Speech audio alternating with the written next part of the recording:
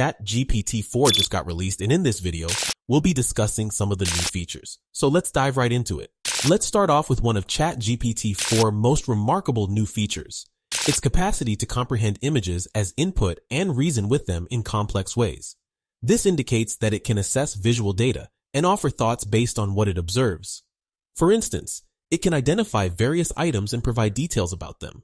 Another exciting new feature of GPT-4 is its ability to read, analyze, and generate up to 25,000 words of text. This makes it an ideal tool for writers and content creators.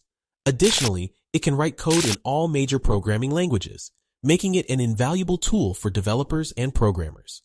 With GPT-4, you can generate high-quality text and code in seconds, saving you time and effort.